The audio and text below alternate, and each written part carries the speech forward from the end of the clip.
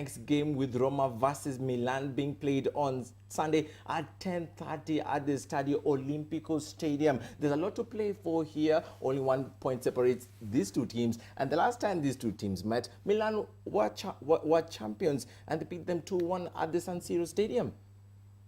It's an interesting match because Roma are in a kind of form that you really don't understand what the problem is. They have conceded 10 goals in 4 days.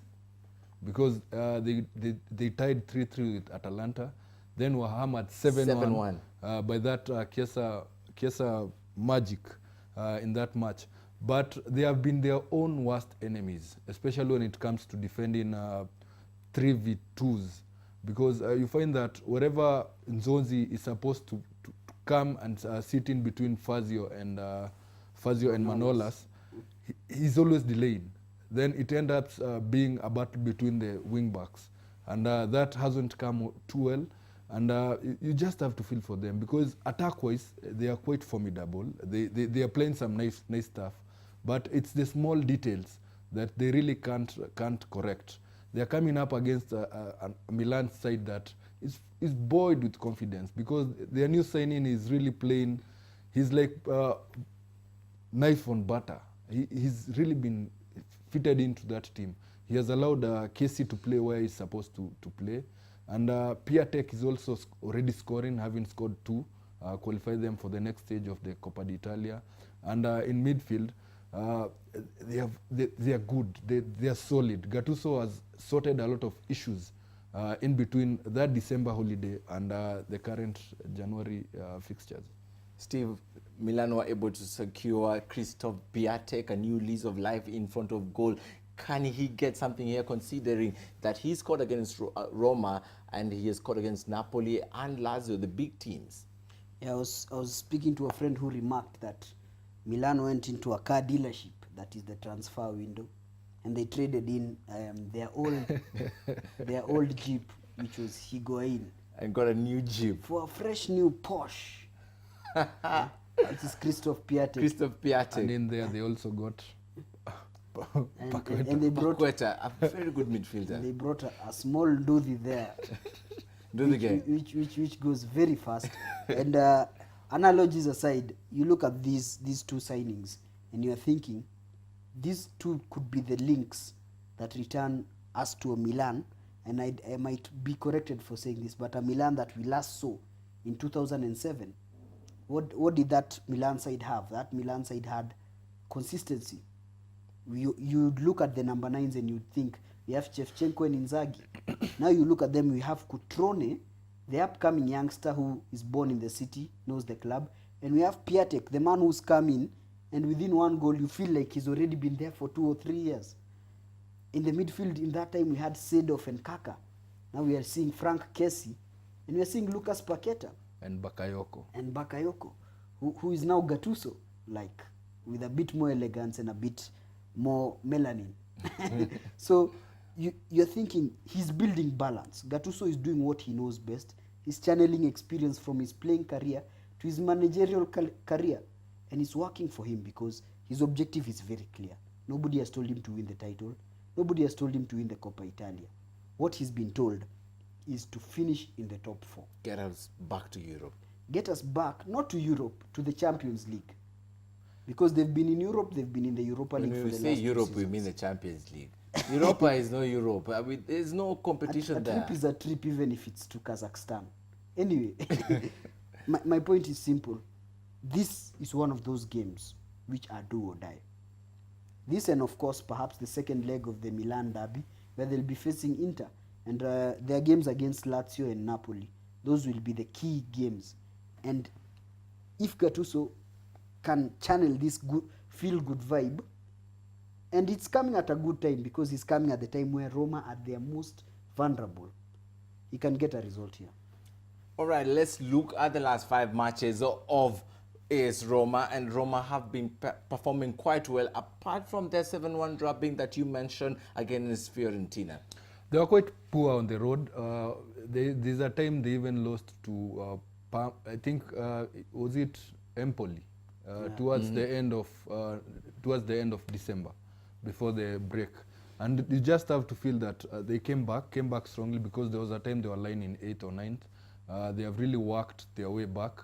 Currently, I think they are 6th. They're fifth. And they're in contention for those Champions League positions. And you look at this team play and you feel that they're just maybe just one correction away from perfection, because attack-wise they have been quite something to watch. But defensive-wise is where the lapses are just too many, because I just feel Kolarov and Florenzi haven't been their normal selves. In the midfield, I think when they get their captain back, they'll be much better, because Cristante and Zonzi seem not to coordinate very well when it comes to defense. But I might blame that on Manolas, because Manolas is the one who see them from behind. He might be able to correct them and just communicate better. Tell them where to be when the ball is being played by the opponent. But that said, maybe this is the game they need to correct those two bad results, and playing at home would really give them something to cheer up the fans. All right, Milan, on the other hand, have been on a resurgence and have registered a surprising win over the week with a 2-0 win over Napoli. And also keep this in mind, they've only conceded once in their last 5 games.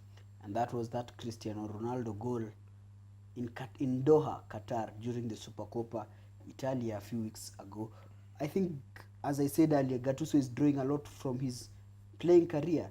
And the one thing he has done is in his managerial career all through, even when he was coaching Pisa in the second division, is that he's always gone for that defensive solidity. As Onesma said earlier when we were discussing, if you can't get the 3 points, then you make sure you do all that is possible to secure that 1 point that you already have going into the match. And that's what he did against Napoli, which I think for me was a huge result, considering how Napoli are very, very good in these big game situations. So that said, this is do or die for both teams. Roma really need to pull themselves together if they want a result here.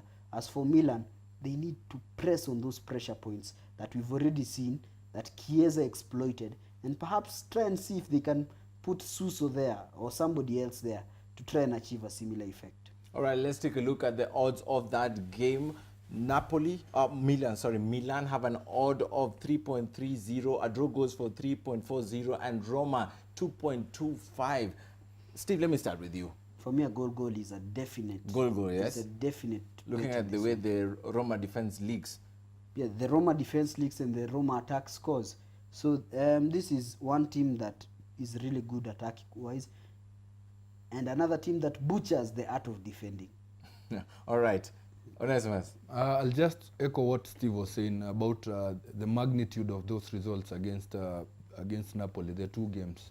A draw and a win against your master, because we all know Gattuso learned from Ancelotti, really shows you the growth. It shows you a way that you can adopt to games. So I just feel for this game, we might see a no goal, because Napoli, I feel, a much better suited attack-wise compared to Roma. And if Gattuso goes and applies the same knowledge he applied in those 2 games against Napoli, I just feel an X or 2 in this game will be a very solid, formidable bet. So a no goal for you? X2. X2. Yeah. All right. X2 and a GG. Yes. Okay, Onesimus settles for an X2 and Steve here settles for a GG in that game. Well, we're taking a short break, and after the break, we'll be looking at the mighty Manchester.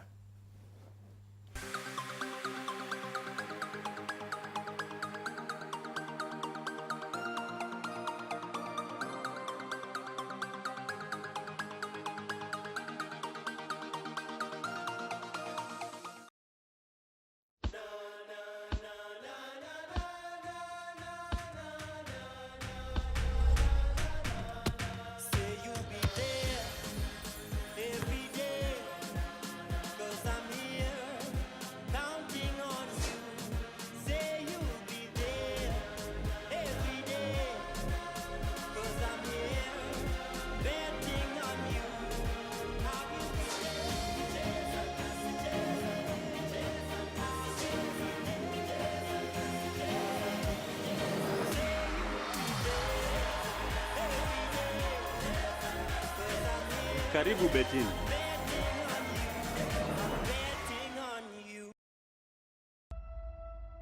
Every year, hundreds of Kenyan youths set out for the toughest journey of their lives. As a youth, you really need to have something to do. This one is a bit tough. A journey to transform their lives and those of their families through the beautiful game of football in the National Super League. I was a street kid, so I used to play their football. It was tough because I find myself smoking,